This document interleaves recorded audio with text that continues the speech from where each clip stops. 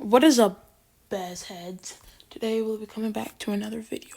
Today will be GR versus Goku. Now, I will admit, this video is a very interesting video, but GR versus Goku is basically the biggest debate topic in 2020. And I think both sides do have pretty clever arguments, but today we'll be seeing if GR wins or if Goku wins. So let's get into it.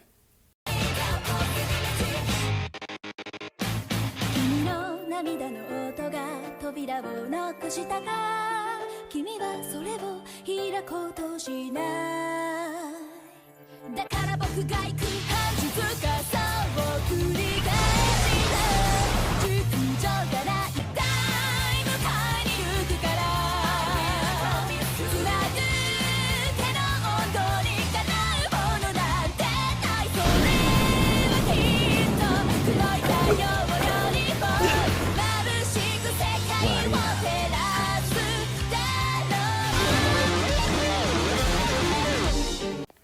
Just so you guys know, I'm a massive fan of both series. Like, I recently just finished watching JoJo's Part 5 and just binge watched basically all of JoJo. They're both, I think, very amazing world-lit series that deserve a bunch of respect.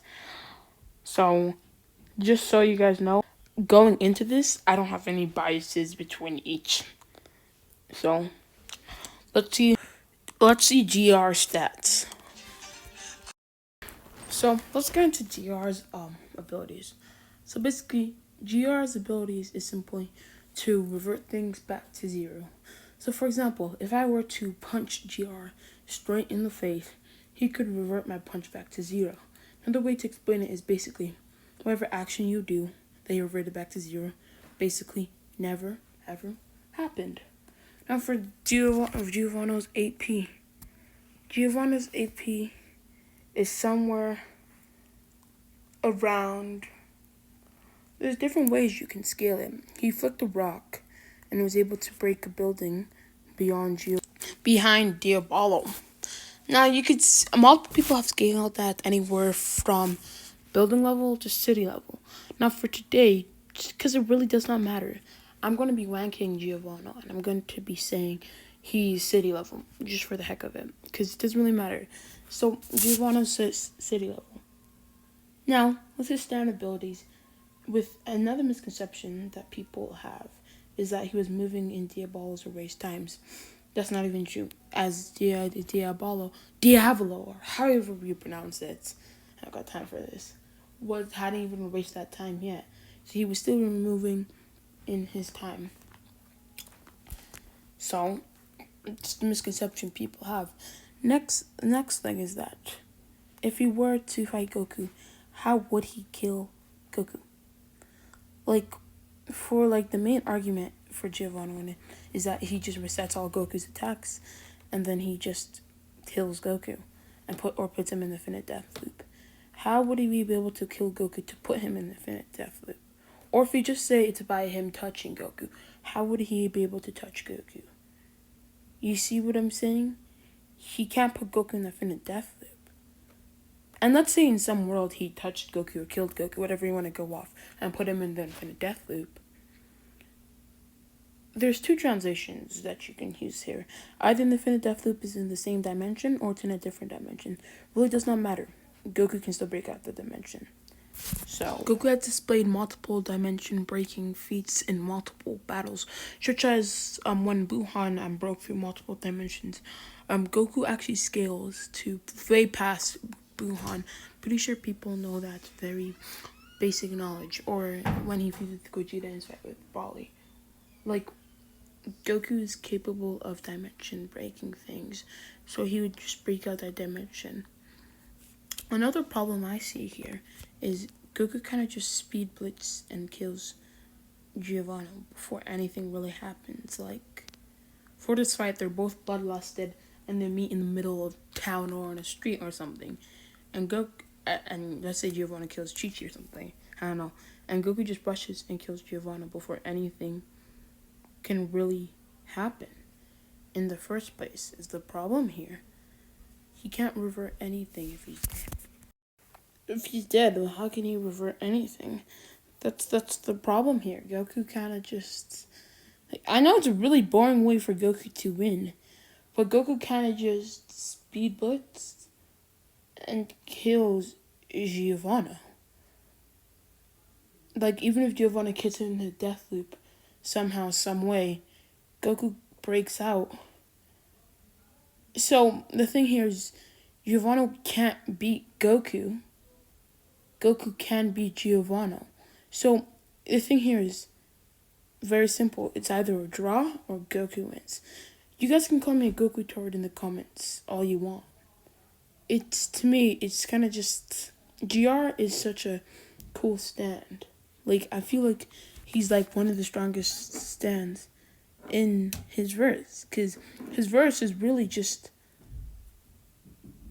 like, sure, you can argue he's faster than light. It doesn't really matter. I would argue that he's not faster than light, and the reason being is, sure, Polnareff reacts to Hangman, right? I've watched part 3, by the way, so. But the thing is, Polnareff was predicting where Hangman would go. Hangman would be in somebody's eyeball, and Polnareff would see he's going and know he would have to jump to the next. So the Polnareff would pull out his brain, and the moment he saw any glimmer, any shine, he cuts him. Or if it's in a piece of glass, cuts. Like, Hangman would go from one piece to another piece of glass. Polnareff would be there predicting, like, okay, he's going to do that, and he would cut him. Plus, on top of that, it was an arranged Polnareff, because Hangman basically redo of Healer, his sister, and then killed her. So, there's nothing, and sure, Diavol was able to react to a later in life Polnareff, who's probably weaker on top of all of that. So, Polnareff is not even the speed of life plus rage boost. So, Giovanna's not the speed of light.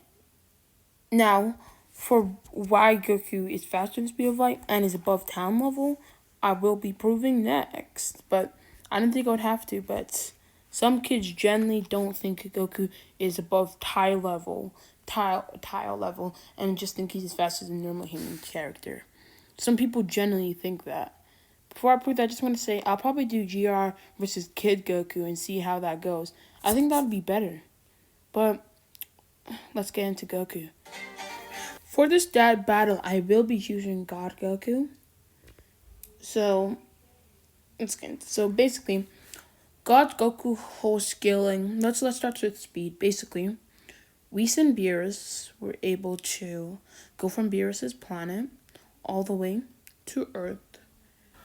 Now, what I would like to bring up for this feat is that Whis traveling to go get and Beerus go get food for Beerus, basically, within a time frame of 3 minutes. Now, in this whole time frame, Whis goes from there. Not like that, Beerus catches up to Whis in this time frame. On top of that, remember, Beerus's whole planet is in a nebula. So let's just pretend, right? So let's just pretend from Earth all the way to Beerus's planet, it's a nebula. That's literally, I don't even know how to pronounce that number. Like, it's on screen for you. That many times faster than the speed of light. Jesus. Just for the nebula alone. And that's not counting the galaxy, the spaces between the galaxies, and everything. Now, there's multiple ways to scale it. Whis says I think this is a hyperbole from Whis, an entire universe. Now, I think it's a hyperbole, but it could also not be. But let's not get into that for now. So, just for this, right, we're going to account from Beerus' planet all the way to the end of the nebula. It's that for now. We have to go from the nebula to the galaxy. Now we have to calculate all of this. So let's just say the spaces between the nebula. Now this is heavy downplay. Like, heavy downplay. Because if you see Beerus's planet all the way to Earth, it's a far distance. Way more than what I'm going to say, like 10 galaxies. Way more than that. So this is heavy downplay. Now, Whis does this in about 3 minutes-ish, okay? Just in about 3 minutes. Now, as you can see on the map, I'm saying, just to prove that it's heavy downplay, it's like Beerus's planet to all the way from Earth is a very far distance. So this is just downplay for saying that it's just 10 galaxies across. Now, let's calculate that in 3 minutes. Now, that's how fast they're going. And this is us just pretending they're traveling 10 galaxies. Giovanna's not even close. Now let's skip. Now, for this scalar, you can either take two statements. Once we stated that they're traveling basically a whole universe. Now, the Dragon Ball universe is very weird. So now for this whole thing, since Beerus's planet's located within a nebula, right? Like, we really don't know where it is on, like, the whole Dragon Ball universe map. So, you could say it's close to Frieza's planet or something like that. So now, we could use the Kyle planet scaling. And for the scaling, let's just say it's three universe in distance. Now, you guys may be freaking out in the comments, but this is heavy downplay, considering that you can scale the macrocosm to 1,500 of our universes. So this is heavy downplay. So people in the comments, I'm being very generous when I scale it to this number. So take the 3 observable universes and go with it. Now, let's calculate this on Omni Calculator. Shout out to them, amazing calculator. And see how fast they're going.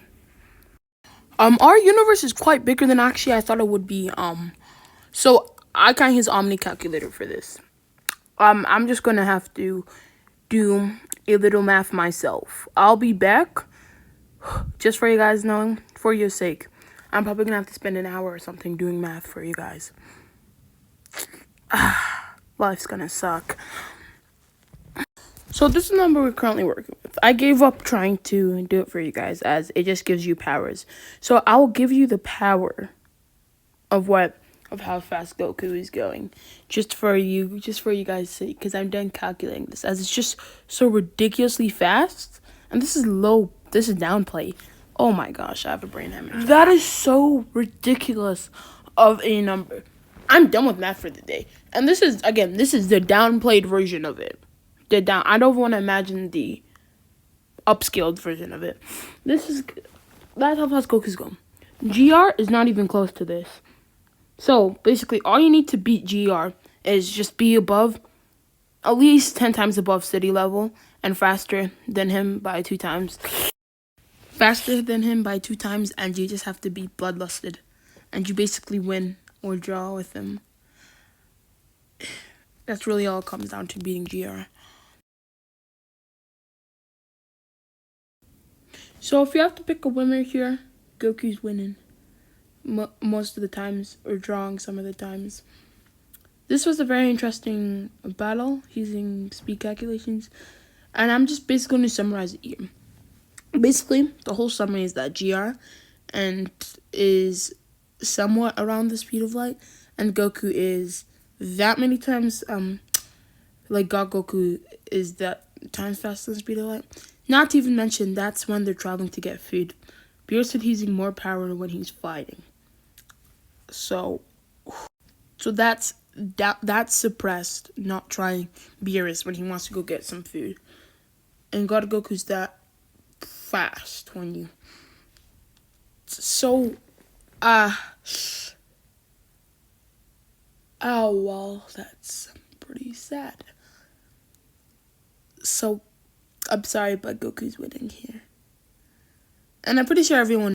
basically, how this argument goes is simply... God Goku and Beerus's punches, mind you, not even ki bass, punches. We're going to destroy the entire macrocosm. Can scale the macrocosm anywhere from 3 universes to 1,500 universes, anywhere from that. And that was just their punches that was going to do that. So Goku, already off the bat, his punches alone are more than universal.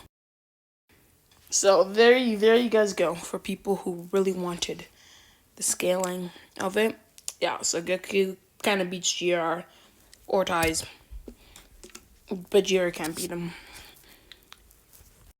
Now, I know this video is just going to do just as bad as my Saitama video, and it's probably going to get even more dislikes than my Saitama video, probably, but honestly, I've just stopped caring at this point.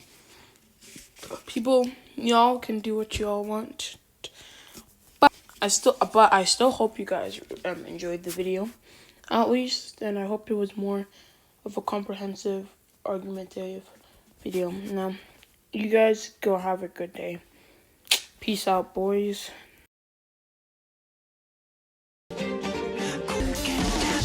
許